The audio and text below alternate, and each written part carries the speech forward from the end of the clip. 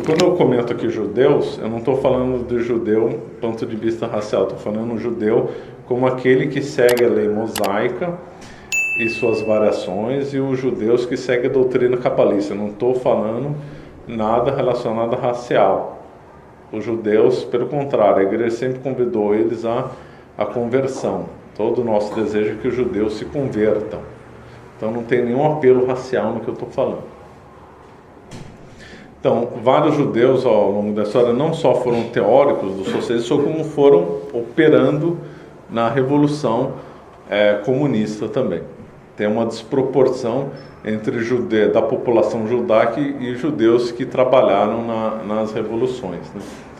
Obviamente a revolução mais importante foi a russa, que nós tivemos aí alguns nomes: Trotsky, Kamenev, Zinoviev, Bukharin, Yagodá, Yeshov, Sverdlov, etc. Então, na Revolução Russa, no Partido Bolchevique, tanto na elite como no segundo escalão, tinham vários judeus socialistas. Fora que também teve financiadores judeus, né, como o Warburg e o Jacob Schiff. O Jacob Schiff foi o grande banqueiro da Revolução Bolchevique, morava em Nova York, né. Depois dos movimentos revolucionários da Europa, tirando a Rússia, né, tivemos o Radek, que funcionou nos comitês, né, ligados a Lenin, depois o Radek foi para a Rússia. Uma famosa Rosa Luxemburgo, que atuou na Alemanha, o Landauer, que chegou a ser ministro na Comuna Comunista da Baviera em 1919, foi executado por causa disso. O Bela Kun, né, foi o líder comunista na revolta húngara, também no mesmo ano, 1919 também. Até na China teve influência de judeus, por incrível que pareça. Rittenberg, Botinski e Borodin trabalharam com Mao Tse Tung na China. Agora, por que saiu na Rússia e não na Inglaterra? Como Marx e o Moses Hess queriam. Aliás, analisando a Rússia, era o país mais óbvio que era para vir a revolução marxista, comunista, aplicada por Lenin. Por quê? Então nós estamos defendendo assim que então o marxismo é um braço secular da Cabala, ou pelo menos altamente compatível com esse braço secular da Cabala. Então, onde a Cabala fosse mais forte, é onde o marxismo deveria vingar. A dedução parece ser lógica. Então, vendo o ambiente da Rússia pré-1917, nós vemos como o ambiente cultural lá estava imerso nas ideias cabalistas, ideias eslavófilas, que é filocabalistas, e ideias gnósticas. Então nós vemos, o Marx chegou a corresponder com alguns autores na Rússia, tardiamente, já no final da vida do Marx. Ele correspondeu com Plekhanov, que levou os trabalhos do Marx lá. O Marx reinterpretou as Mir, né? Mir é uma palavra que os socialistas adoram utilizar, porque Mir em russo significa aldeia, mundo e paz. Então, para eles, é uma palavra perfeita, dialética perfeita. Significa mundo, aldeia e paz. E o Marx, então, dizia que as Mir, que eram as aldeias russas, né? A Rússia sempre teve, como todo lugar, né, tinha as aldeias, mas o Marx interpretou aldeias antigas russas, né, as Mir, como os comunistas também. Então, o ambiente na Rússia foi extremamente propício. Já falei da geração de 1870, que eram autores judeus que leram Marx e viram total compatibilidade dele com as ideias judaicas e cabalistas.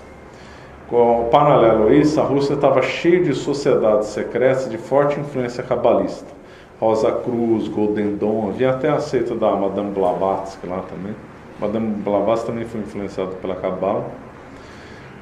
Tem um estudo interessante para quem quer saber, isso do Konstantin Burmistrov, na qual ele diz que a Cabala foi a grande instrutora, a grande base de todas as sociedades secretas russas. O Zohar era ensinado bastante na Rússia. O Czar chegou a ter um ministro estudioso do Zohar, dá uma ideia. O movimento eslavófilo, então, que foi um movimento russo, inspirado na Cabala mais forte, que teve uma personalidade muito forte, um movimento eslavófilo, que não ficou só na fronteira da Rússia, o movimento eslavófilo expandiu além das fronteiras graças à doutrina do esvaziamento, né?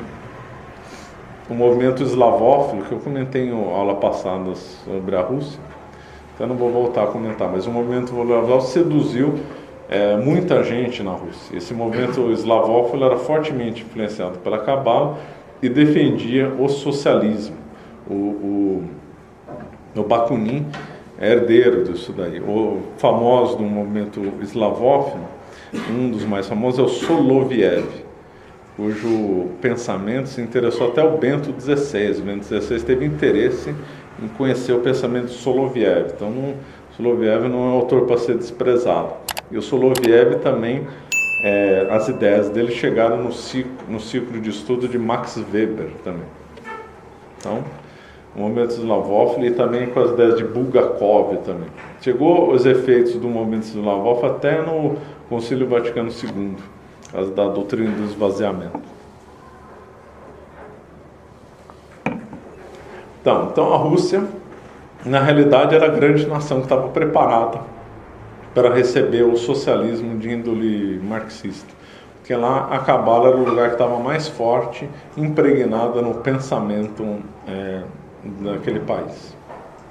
Que prova a geração de 70, sociedades secretas e o movimento eslavófilo. O Lenin, então, que era um fulano extremamente inteligente, ele leu as teses de Marx, ficou bem seduzido com o comunismo, só que ele fez correções. Então, para a visão dele, era um exagero ter essa autoconsciência do proletariado. Então, segundo o Lenin, o proletariado não ia atingir a autoconsciência. Então, ele falava que tinha que ter alguém para dirigir o proletariado. Essa foi uma visão muito forte da linha marxista. Isso aí nós podemos até dizer que o Lenin é um marxista heterodoxo, porque essa visão de autoconsciência é muito forte no Marx. Outra que não é uma visão típica marxista, ao contrário do que o pessoal pensa, é ter um partido de vanguarda que vai liderar. Isso daí foi desenvolvido bem por um comunista francês chamado Blanc, também ligado ao Marx também, mas o Marx nunca defendeu, não era forte nele na tese do partido, mas para Lenin era. Outra coisa de Lenin é que o Marx dizia que a revolução era determinista, ou seja, se todo mundo ficasse de braço cruzado, ia acontecer a revolução. Um dia o Lenin falava que não dá para ficar de braço cruzado. Então foram 3 mudanças importantes. Essas mudanças aí aconteceram muito, conforme eu falei, por causa da Primeira Guerra Mundial, que aí surgiram vários autores corrigindo as doutrinas marxistas.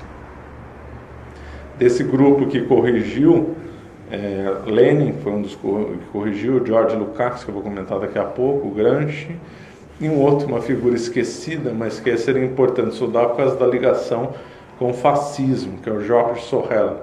Então, o Georges Sorel, que era marxista teórico, também fez uma correção, liderando que a revolução teria que vir pelo sindicalismo. Então, o PT aqui do Brasil tem uma visão bem Sorel do marxismo, que havia uma visão bem nitidamente sindical. Essa visão sindicalista inspirou o Mussolini. Então, o Mussolini era adepto da visão de Sorel, e Sorel elogiou o Mussolini. O Mussolini, então, na realidade, ele é um marxista heterodoxo, baseado no Georges Sorel. O Mussolini chegou certa vez e disse: nós não somos contra Marx por ele ser socialista, nós somos contra Marx por ele ser universalista.